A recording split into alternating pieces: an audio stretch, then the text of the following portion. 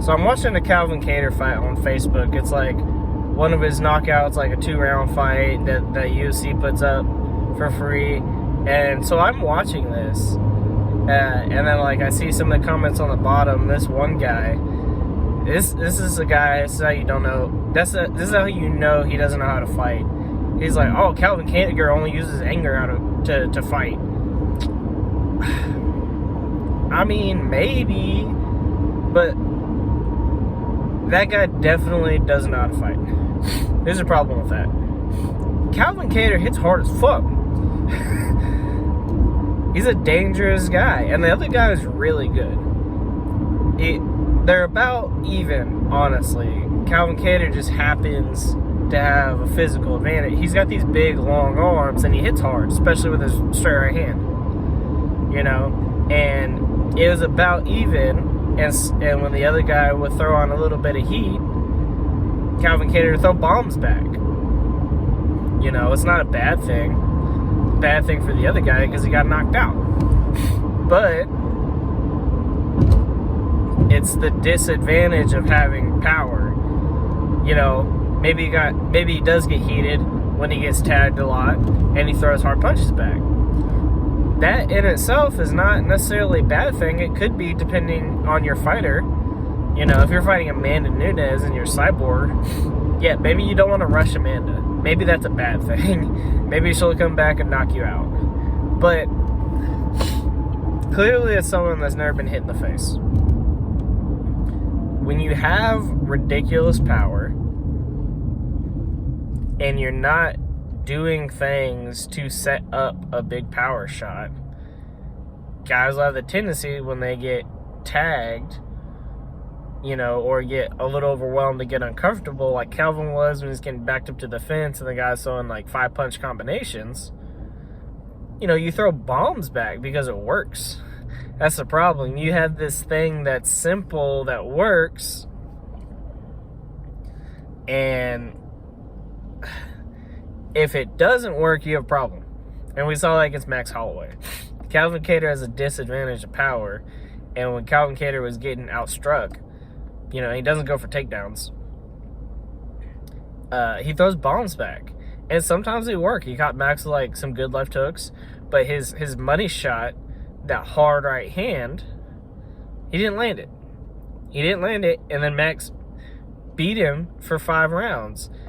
Fighting Max Holloway is dangerous. Max Holloway is a guy, I almost would rather fight Kattar than Max Holloway, because once you start fucking up against Kattar, he'll just tag you and drop you and knock you out.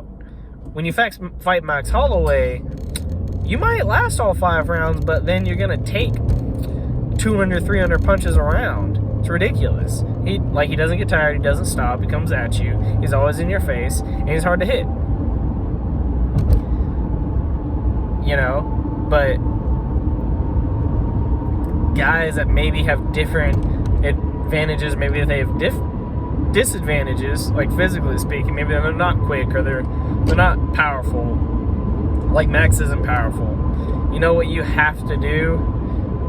You know, if you're getting overwhelmed, you got to figure some shit out. You got to get good at wrestling. You got to get good at moving your feet. You got to get good at defense. Get good at counterpunching. You know, it's throwing punches is the easiest.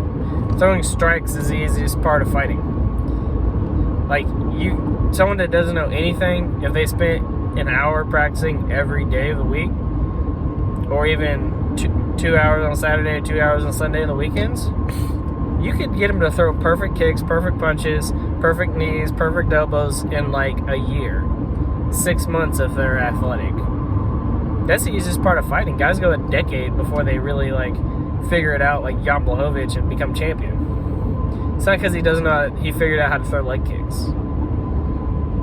You know, so if you're in situations where you get overwhelmed, and then your answer to that is to just throw harder, and it works for you a lot,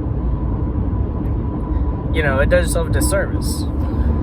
Clearly, there's a giant advantage to having power.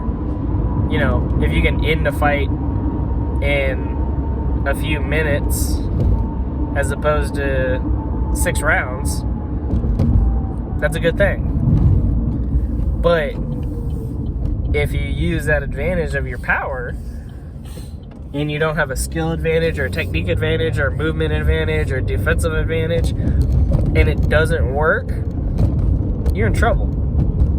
You're in real trouble. And we saw that against Max. You know, it's a perfect example when someone is more skillful, and Max has other advantages too, being tall and having a huge gas tank, but when someone's more skillful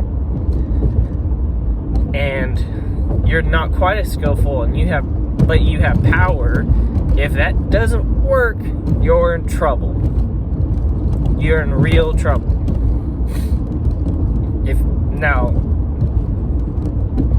And some guys never get over that. In fact, the more power you have, maybe the harder it is to get over that. You know, a lot of people talk about how hard, like, Mike Tyson hit. And he did. But it's different. You know, he definitely uses power. He definitely uses advantage, especially early in fights. But the thing he focuses on, especially early in his career, was his speed. Moving, he's not a tall guy, so he needs to be in a certain range. So his number one thing, get in range. Number 2, don't get hit while you're in range. Number 3, cut an angle to start your offense. You know, and what knocked guys out was the quickness of the double left hooks, or the left hook uppercut, the right hand to the body uppercut. You know, it was the quickness of those attacks, not necessarily just the power. He didn't walk in, get hit, and then throw one at the same time and knock you out. You know, some of the biggest knockouts he had is because the guy couldn't hit him. His whole, 10-second segments of Mike Tyson not getting hit. But if you don't have that, like later in his career when he was having problems and, Customato died and he moved in and he lost some of that defense, lost some of that speed, lost some of that technique and timing, he was getting cracked on the way in. He was still landing those hard punches, but if you get cracked on the way coming in, you're really rolling the dice. So I can see how someone watches that and mistakes have he's getting angry because he's getting hit. I'm like, yeah, he's getting heated. It's not the same thing in a fight. He doesn't have a personal grudge against this guy he's fighting. He probably likes the guy he's fighting. A lot of fighters like the other fighters. They may talk shit for the cameras, or maybe they like talking shit before the fight, but how long does that last? Some of the best friends, after guys retire, are guys that were rivals, the Bernard Hopkins and Oscar De La Hoya. But what that really is that disadvantage of power. Some guys really abuse it and exploit it.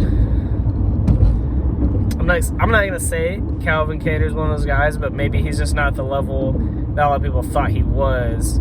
It's just that power was carrying him to a higher level, and now he needs to reevaluate and sharpen some of his tools as if he didn't have power, and bring himself to a higher level without it, and come back and maybe win 1 or 2 fights, have a rematch with Max. Maybe challenge for the belt, whatever, after he comes back. Hopefully he comes back sooner or later, that'll be better. But when you see comments like that, that's how you know a guy doesn't know how to fight and he's never been hit in the face. Because when you're in that cage, everything comes down to training. He trained to throw hard punches and throw heat back. When he's sparring, he's throwing heat. He's throwing heat in the mitts. He's in the heavy bag hard as shit. Because that's an answer he's come up with when he's in trouble and he gets caught, and the guy's throwing heat at him. But, yeah, that's why you don't read comments on the internet, though. You just see people saying dumb shit. then you have to make a 10-minute long video justifying why you didn't talk shit on him in the comments. So, that's it.